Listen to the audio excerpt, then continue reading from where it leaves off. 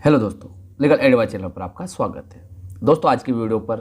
दो ऐसे महत्वपूर्ण जजमेंट्स के बारे में चर्चा करेंगे, जहां पर एक जजमेंट से यहाँ पर हाई कोर्ट का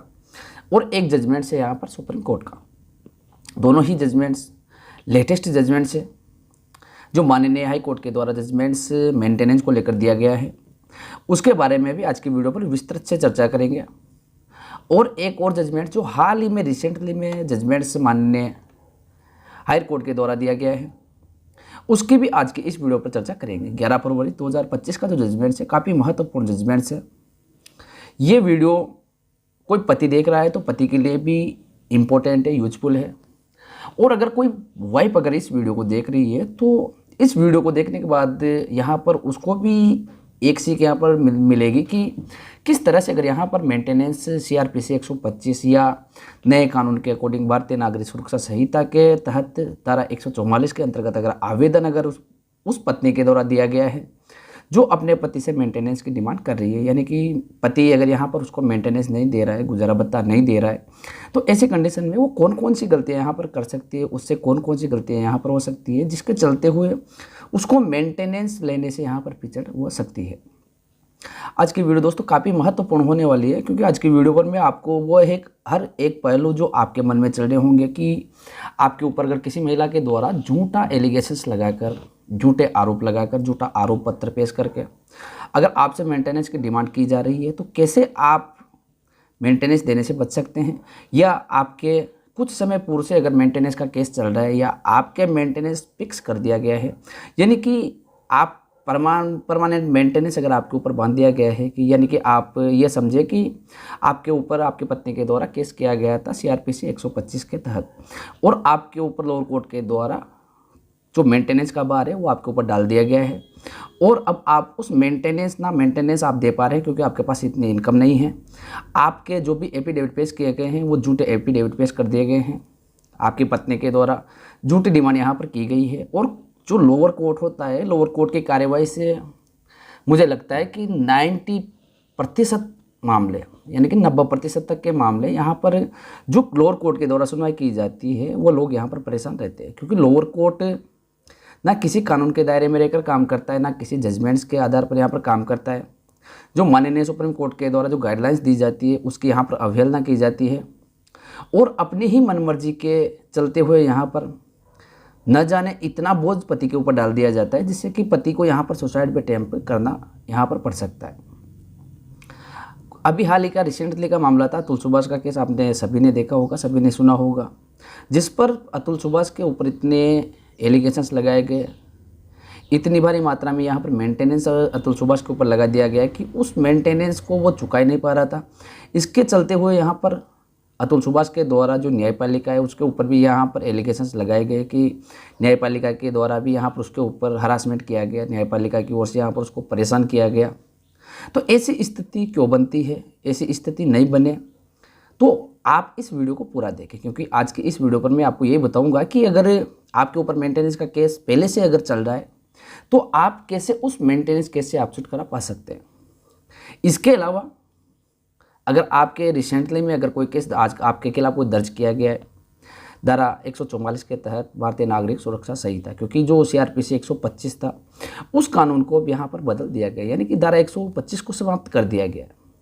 धारा 125 की जगह अब यहाँ पर भारतीय नागरिक सुरक्षा संहिता का सेक्शन, यानी कि धारा 144 के तहत किसी भी पत्नी के द्वारा अगर यहाँ पर मेंटेनेंस लेना है या गुजारा भत्ता प्राप्त करना है अपने पति से, तो वो यहाँ पर 144 के तहत यहाँ पर आवेदन प्रस्तुत करेगी। 1 जुलाई 2024 से ये नया कानून लागू किया गया था। उसके पहले जितने भी जो मेंटेनेंस के केस थे, जितने भी पेंडिंग केस है, वो CRPC 125 के तहत ही उनका संचालन किया जाएगा, CRPC 125 के तहत ही उनका निस्तारण किया जाएगा। इसके अलावा जो भी नए केस 1 जुलाई 2024 के बाद जो दर्ज हुए हैं उन पर यहाँ पर धारा 144 के तहत संपूर्ण जो न्यायिक कार्यवाही है उसके तहत यहाँ पर पूर्ण किया जाएगा। लेकिन दोस्तों मैं आपको यहाँ पर एक चीज़ क्लियरली कर दूँ कि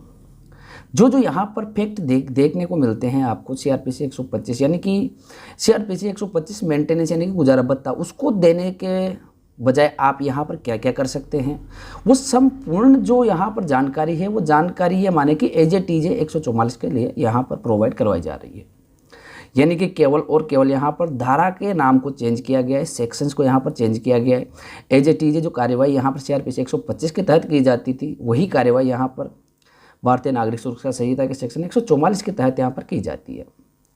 दोस्तों यहाँ पर आप लोग इस चीज़ से भली बात ही आप जानते होंगे इस चीज़ को कि जो लोअर कोर्ट की जो कार्यवाही चलती है, लोअर कोर्ट के द्वारा अपने आधार पर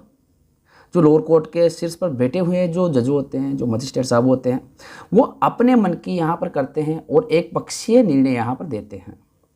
उस एक पक्षीय निर्णय को आप कैसे चेंज कर सकते हैं, कैसे आप उस निर्णय को चैलेंज कर सकते हैं। आपके ऊपर मेंटेनेंस का बार अगर ज़्यादा चढ़ा दिया गया है, जो आपकी इनकम नहीं है, तो ऐसी कंडीशन में आप इन जजमेंट्स का यहाँ पर यूज आप कर सकते हैं।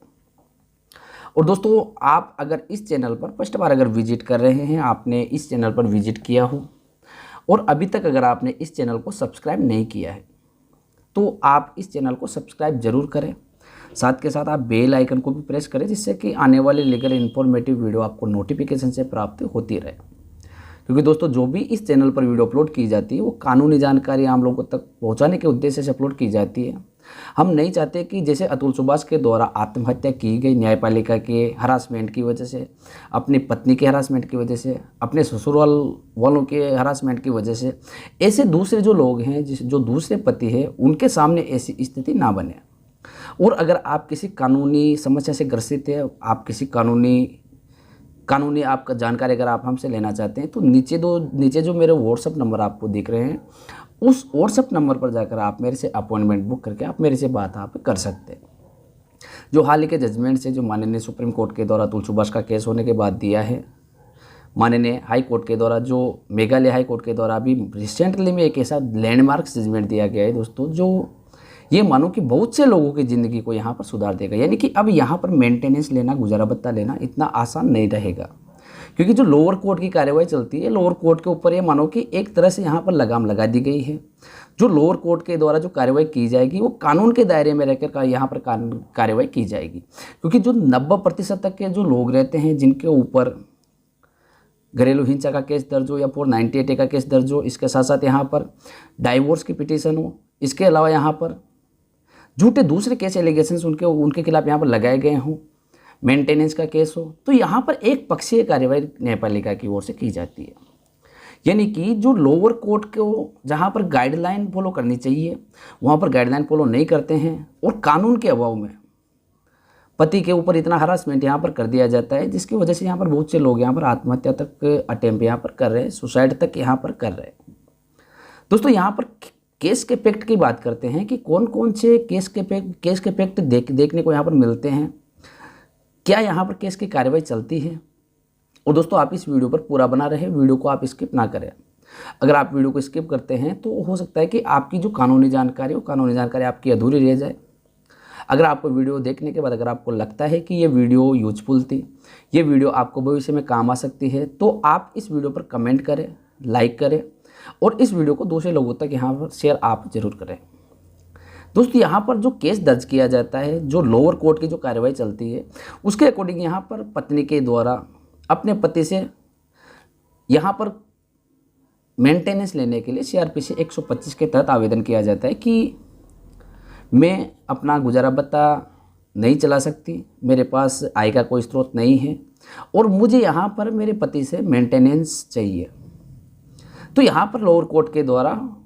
जो पिटीशन यहाँ पर 125 सीआरपीसी के तहत मेंटेनेंस की पिटीशन पत्नी के द्वारा दायर की जाती है, उसको एक्सेप्ट यहाँ पर कर लिया जाता है।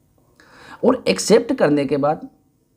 यहाँ पर एक पक्षीय निर्णय यहाँ पर पत्नी के पक्ष में यहाँ पर लोअर कोर्ट के द्वारा दे दिया जाता है। ना किसी प्रकार की यहाँ पर एविडेंस करवाई जाती है, ना किसी प्रकार का यहाँ पर शपथ पत्र लिया जाता है, ना किसी प्रकार का आय का ब्यौरा यहाँ पर लिया जाता है। और दोस्तों यहाँ पर जो माननीय सुप्रीम कोर्ट के द्वारा 2021 में अनिवार्य कर दिया गया है कि कोई भी अगर मेंटेनेंस का केस है जहाँ पर पत्नी ये चाहती है कि मुझे मेंटेनेंस अपने पति से लेना है, तो उसकी आय अगर यहाँ पर जीरो आय है, उसके पास किसी प्रकार का कोई भी स्रोत नहीं है आय प्राप्त करने का, तो भी ऐसी कंडीशन में यहाँ पर एफिडेविट पत्नी की ओर से सबमिट करना यहाँ पर अनिवार्य है। और अधिकतर मामलों में देखा जाता है कि पत्नी के द्वारा झूठे एफिडेविट यहाँ पर पेश कर दिए जाते हैं और उन झूठे एफिडेविटों के आधार पर पति के ऊपर यहाँ पर मोटी मेंटेनेंस की रकम यहाँ पर लगा दी जाती है। और इस केस के अंतर्गत भी यही देखने को मिला कि जो पत्नी थी, पत्नी के द्वारा सीआरपीसी 125 के तहत मेंटेनेंस प्राप्त करने के लिए आवेदन किया गया और आवेदन करने के बाद पति के ऊपर यहाँ पर 18,000 रुपये पर मंथ का यहाँ पर मेंटेनेंस कोर्ट के द्वारा लगा दिया जाता है। यानी कि कोर्ट की जो कार्यवाही चलती है, कोर्ट की कार्यवाही एक पक्षीय कार्यवाही चलती है और लोअर कोर्ट के द्वारा डिसीजन दिया गया कि पति को यहाँ पर अपनी पत्नी और बच्चे के लिए यहाँ पर 18,000 रुपये पर मंथ का मेंटेनेंस यहाँ पर देना अनिवार्य है। और पति को आदेश दे दिया गया है कि यहाँ पर आप 18,000 रुपये पर मंथ अपनी पत्नी और बच्चे को आप यहाँ पर प्रदान करें। और इसी निर्णय से पति बहुत ज़्यादा परेशान हो गया क्योंकि उसके पास आय का इतना स्रोत नहीं था कि वह इतना मेंटेनेंस की राशि यहाँ पर सहन कर सके। उस पर और भी जिम्मेदारियाँ पति के ऊपर यहाँ पर थी। पति के ऊपर अपने बूढ़े माँ बाप की जिम्मेदारी थी, अन्य खर्चे थे पति के ऊपर, और ये राशि पति के द्वारा वहन नहीं की जा सकती थी। यानी कि अगर पति इस राशि को अपने बच्चे और पत्नी को दे तो उसके पास खाने के लिए किसी प्रकार का कोई भी स्रोत नहीं था। जो भी उसके पास इनकम प्राप्त हो रही थी उस संपूर्ण इनकम को यहाँ पर पति और पत्नी और बच्चे को यहाँ पर कोर्ट के द्वारा आदेश दिया गया कि आप उनको प्रदान करें। और इसी निर्णय को पति के द्वारा चैलेंज किया गया और मेघालय हाई कोर्ट के समक्ष यहाँ पर रिट फाइल की गई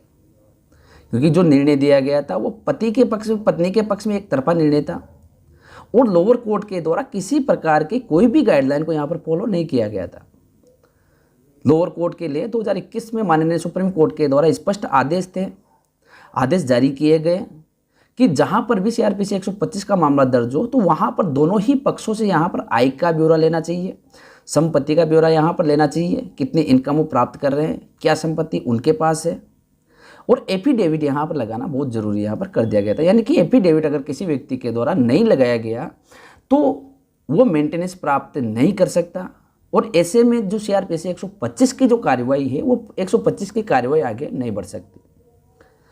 माननीय सुप्रीम कोर्ट के द्वारा रजनीश वर्सेस नेहा का केस का यहाँ पर हवाला दिया गया। इसके अलावा अदिति वर्सेस जितेश का यहाँ पर हवाला दिया गया क्योंकि यहाँ पर जो दोनों केस थे, दोनों केसों के अंतर्गत अनिवार्य है कि जब तक ब्यौरा दोनों ही पार्टियों के द्वारा सबमिट नहीं करवाया जाता है तब तक यहाँ पर मेंटेनेंस डिसाइड नहीं किया जाएगा। और माननीय हाई कोर्ट के द्वारा इस फैसले की सुनवाई की जाती है। जो निर्णय माननीय लोअर कोर्ट के द्वारा दिया गया था उस लोअर कोर्ट के निर्णय को यहाँ पर सुप्रीम कोर्ट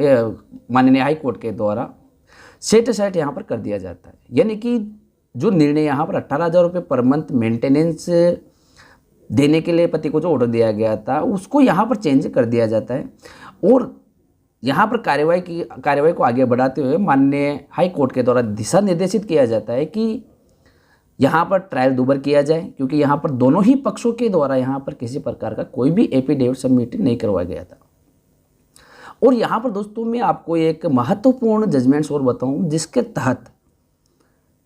2024 का लेटेस्ट जजमेंट्स है,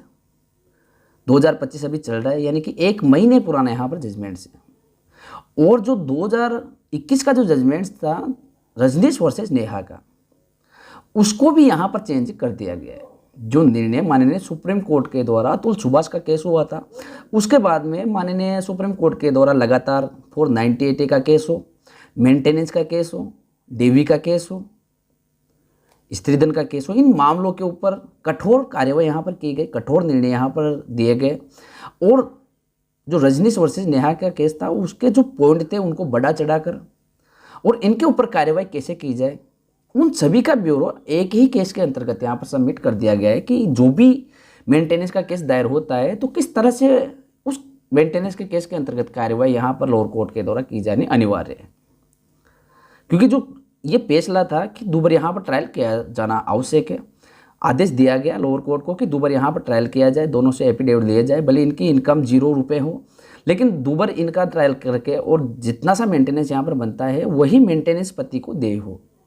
यानी कि बिना फालतू के खर्चे के लिए यहाँ पर पति के पास कोई पैसा नहीं है और आप दोबारा यहाँ पर ट्रायल करें, आपको लगता है कि पत्नी को यहाँ पर ज़रूरत है, पत्नी के पास किसी प्रकार का कोई आय का स्रोत नहीं है, पति के पास सफिशिएंट इनकम है, तो उस आधार पर यहाँ पर 2 वर्ष से मेंटेनेंस यहाँ पर डिसाइड किया जाए। और दोस्तों इसी आधार को लेकर दुबा ट्रायल कोर्ट के अंतर्गत ये मामला पहुँचा दिया गया।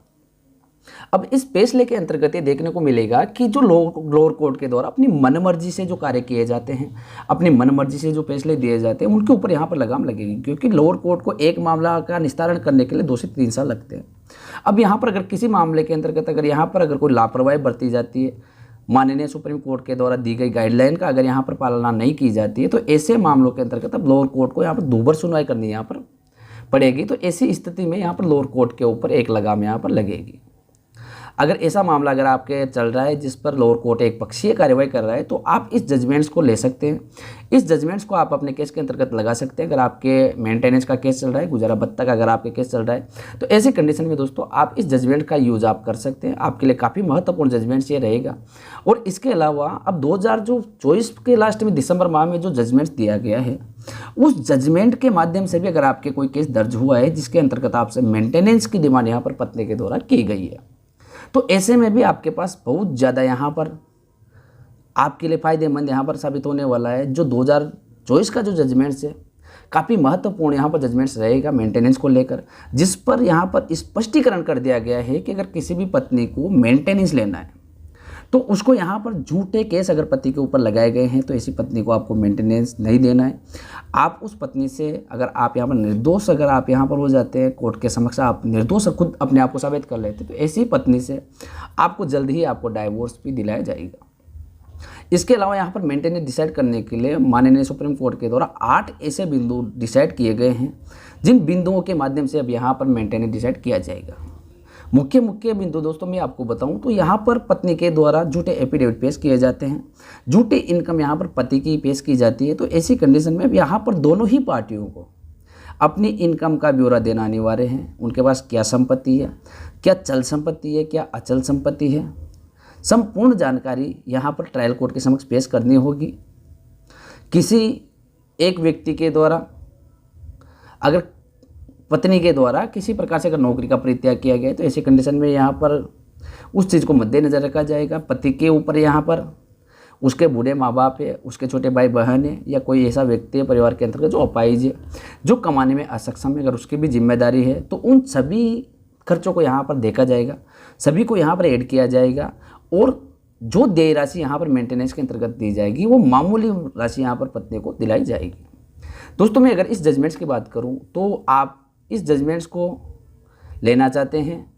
या आपको इस जजमेंट की आवश्यकता है, तो आप मेरे व्हाट्सएप नंबर पर संपर्क कर सकते हैं। इस जजमेंट्स के नाम की अगर दोस्तों मैं बात करूं, ये जजमेंट्स क्या नाम से हैं, तो यहाँ पर रिंकू बाहेती वर्सेस संदेश शारदा का जो जजमेंट्स है, काफ़ी महत्वपूर्ण जजमेंट्स है। आप इसको डाउनलोड करके आप खुद पढ़ सकते हैं। आपको काफ़ी यूजफुल ये जजमेंट्स आपको होने वाला है। दोस्तों मुझे लगता है कि जो आज की जानकारी थी, महत्वपूर्ण जानकारी थी, आपको समझ में आई होगी, आपको अच्छी लगी होगी। अगर आपने वीडियो को स्किप नहीं किया है, अगर आपने वीडियो स्किप किया है, तो आपको ये जानकारी बिल्कुल भी आपको समझ में नहीं आई होगी, क्योंकि एक एक पॉइंट आपको इस जानकारी के अंतर्गत यूजफुल दिए हैं।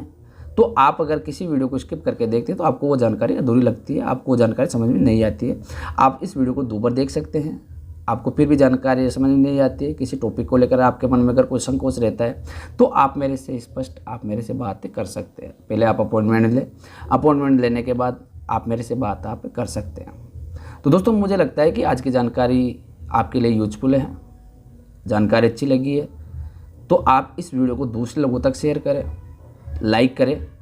कमेंट आप इस वीडियो पर ज़रूर करें। मिलेंगे दोस्तों इसी जानकारी के साथ फिर से लीगल एडवाइस के लिए। जब तक के लिए थैंक यू वेरी मच।